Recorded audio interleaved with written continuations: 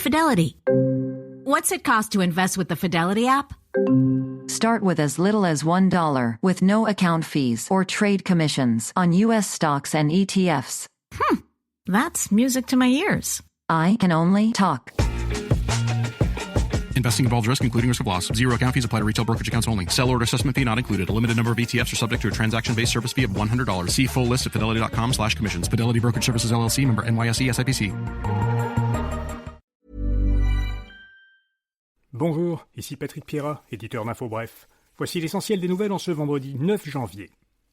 Après son voyage en Chine et avant de participer au Forum économique mondial à Davos en Suisse, Mark Carney fera un arrêt au Qatar.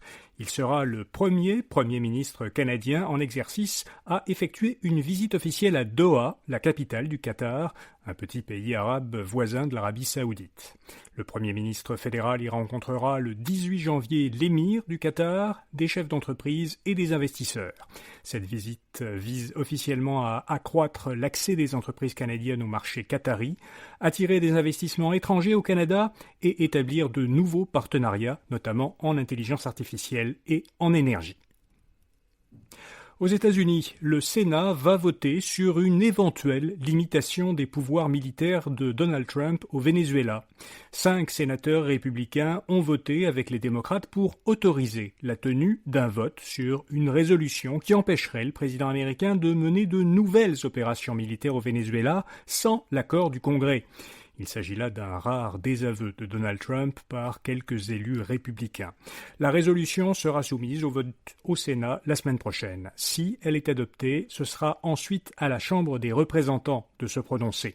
Cela dit, la Maison-Blanche a déjà prévenu que Donald Trump utiliserait son droit de veto présidentiel pour bloquer la résolution.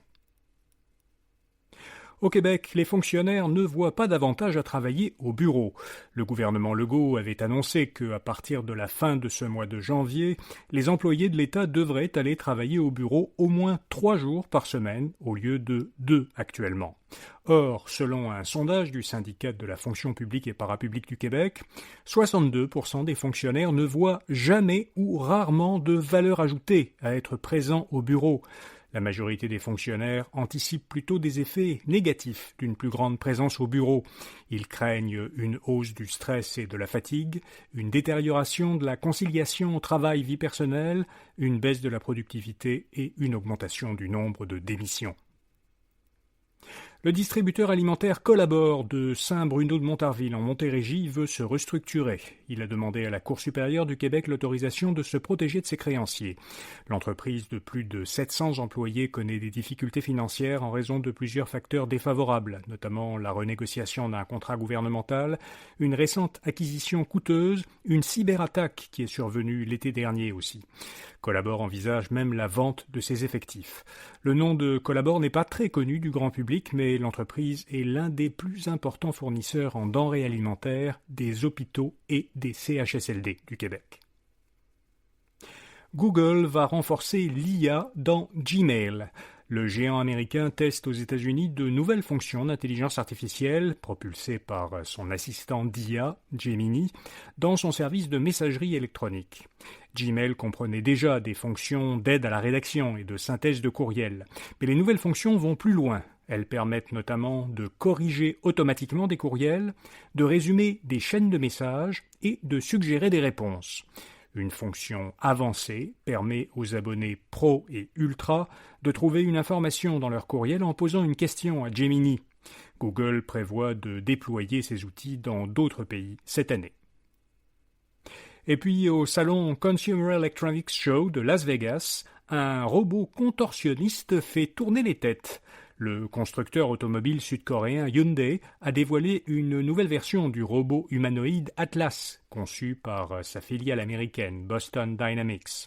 Ce robot peut pivoter sur lui-même, il est capable de se déplacer en marchant, de détecter des objets à l'aide de capteurs et de caméras qui sont placés sur ses mains humanoïdes et de soulever jusqu'à 50 kg. Hyundai prévoit de commencer à déployer Atlas dans des usines américaines de construction automobile à compter de 2028. Les premiers robots déployés pourront apprendre certaines tâches grâce à l'intelligence artificielle de Google. Voilà, vous savez l'essentiel. Comme chaque vendredi, on publie dans l'infolettre InfoBref Matin une courte sélection des meilleurs rabais de la semaine qui sont disponibles en ligne. Vous la trouverez à infobref.com ou en suivant le lien vers cette rubrique dans la description de cet épisode. Et puis ce samedi, nous publions l'édition de janvier de l'infolettre de finances personnelles et de consommation InfoBref, votre argent. Dans cette édition, Anthony Ménard fait le bilan boursier de l'année 2025. Ghislain Brissette résume les principaux changements fiscaux qui entrent en vigueur cette année.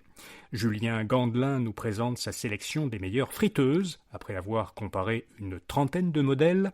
Et Milesopedia nous dit quelle est la carte de crédit la plus intéressante à souscrire en ce moment pour ceux qui prévoient de voyager cette année.